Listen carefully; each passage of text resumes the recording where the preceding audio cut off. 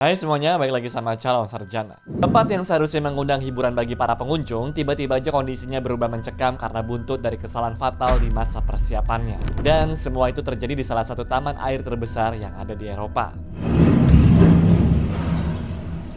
Tempat yang baru aja dibuka ini guys, tiba-tiba terbakar hebat. Namun, satu pertanyaan besar tuh muncul. Bagaimana bisa waterpark yang baru dibuat berakhir meledak seperti ini? Kejadian ini pun menjadi salah satu bencana konstruksi paling terkenal di Swedia ya. Penasaran dengan kisah lengkapnya? Hai, gue Andre dari Calon Sarjana. Mending langsung kita bahas guys.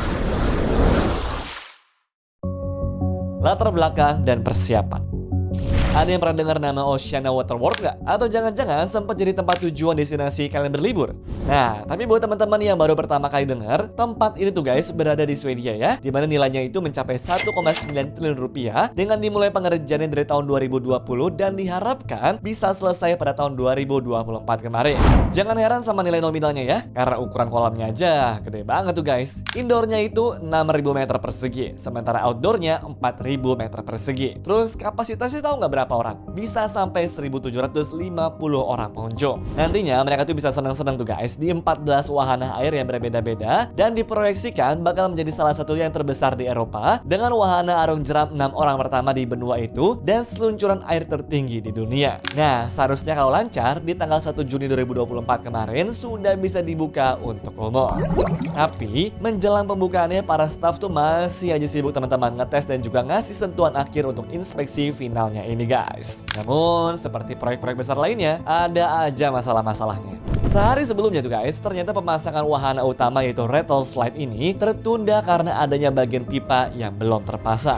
Jadi alurnya itu buat kalian tahu nih, akan masuk dari lantai 4 ke perosotan yang ada di luar gedung, terus muter-muter lah di sana tuh. Baru deh masuk lagi ke dalam kolam indoornya. Dan kenapa bisa belum selesai? Ya semua ini ada hubungannya teman-teman sama ledakan dan juga bencana besar di tempat tersebut. Penyebab dan kronologi.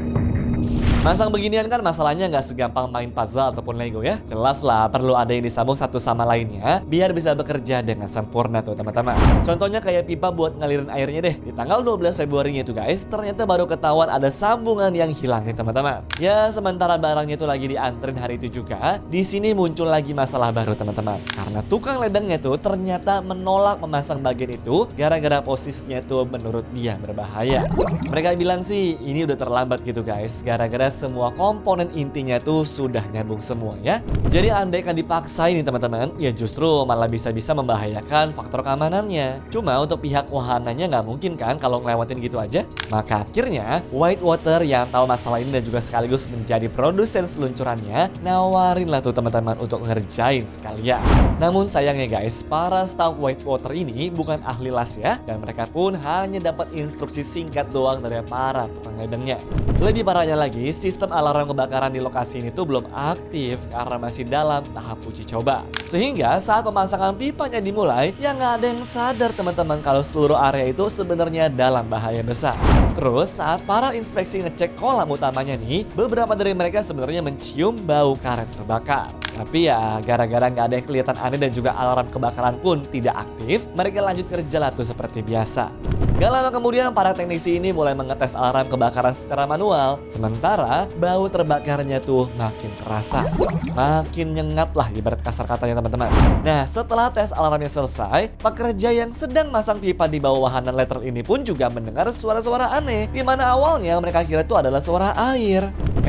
Gak lama setelah itu, kamera CCTV merekam asap tebal nih. Dan 2 menit kemudian, api besar tiba-tiba muncul di 2 titik di wahana Rattler atau tepat di area yang baru dilas tadi. Para pekerja yang berada di sana pun langsung panik guys dan berusaha menelpon pemadam kebakaran ya.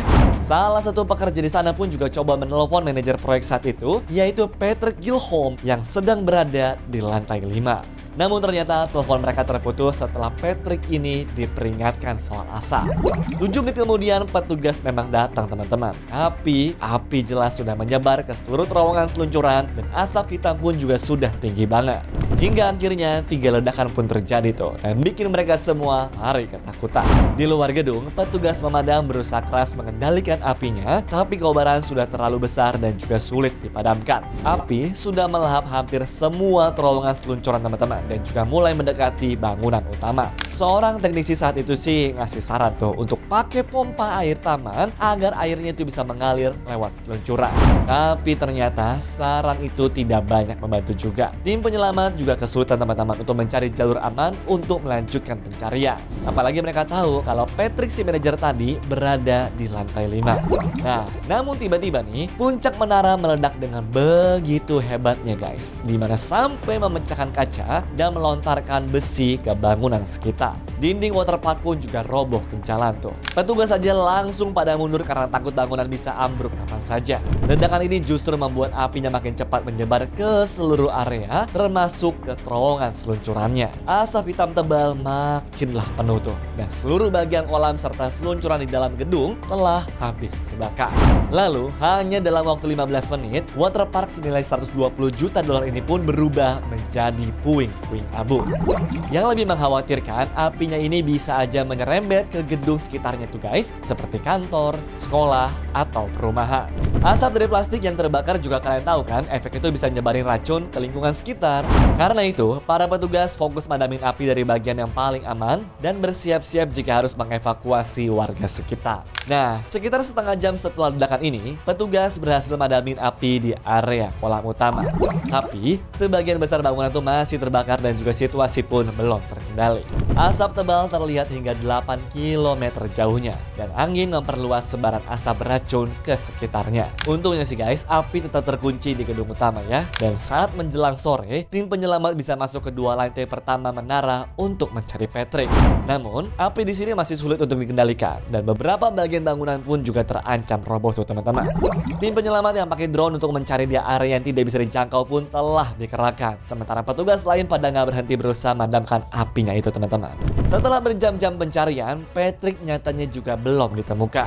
Singkat cerita, pada pukul 7 malam, polisi terpaksa harus memberitahu keluarga Patrick bahwa dia ini telah dinyatakan menghilang. Ya, karena api masih besar dan juga bangunan pun rawan ambruk, pencarian pun jadi diperlambat teman-teman dan pemadaman tetap dilanjutkan semalaman penuh. Besok paginya, api masih juga berkobar tuh dan Patrick belum ditemukan juga. Nah, tapi kabar baiknya, api nggak menyebar ke bangunan lainnya dan asap beracun pun juga mulai berkurang. Namun jelas teman-teman, proses pemadaman dan juga pencarian korban ini masih panjang banget tuh guys.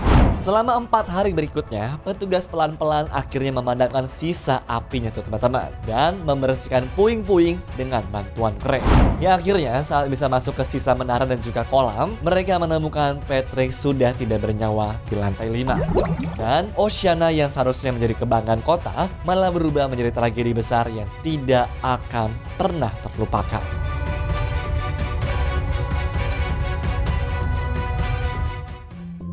Investigasi dan kesimpulan. Ya, habis kebakarannya sudah padam semua teman-teman, akhirnya baru bisa nih ditelusuri apa akar masalahnya. Yang mana dari tim investigasi sih menilai kalau kebakaran itu dimulai dari area wahana air ya. Nah, kemungkinan besar tuh guys, ini disebabkan sama celah sambungan pipa yang kebesaran, terutama pemasangan pipa oleh staf Whitewater tadi teman-teman. Karena menurut mereka, ini tuh harusnya lebih masuk lagi ke dalam, biar pas meleleh, nantinya menyatu dengan sempurna. Ya, proses ini nyatanya harus dilakukan oleh orang yang bener-bener ahli nih guys. Karena kalau pipanya tidak masuk cukup dalam, kawat panah bisa terbuka dan juga memicu kebakaran. Dari hasil tes juga ketahuan tuh guys, kalau ada celah yang terlalu besar, maka plastik itu bisa mulai membara setelah sekitar 18 menit. Dan ini tuh sesuai dengan waktu saat pekerja mulai mencium bau terbakar di lokasi itu. Ya, ternyata celah antara pipa yang dipasang Whitewater ini 2 sampai dengan 4 kali lebih besar daripada batas aman ya. Nggak ada satupun pekerja yang juga di lokasi saat itu yang ternyata punya sertifikat khusus untuk teknik ini. Dan ternyata juga tidak ada pengecekan risiko yang benar-benar dilakukan. Terus pencegahan risiko juga akan dijalankan dengan baik. Soalnya kalau hal ini benar tuh guys, harusnya peristiwa ini nggak bakal terjadi lah. Lalu yang terakhir ya sistem kebakaran yang cacat juga berpengaruh nih teman-teman.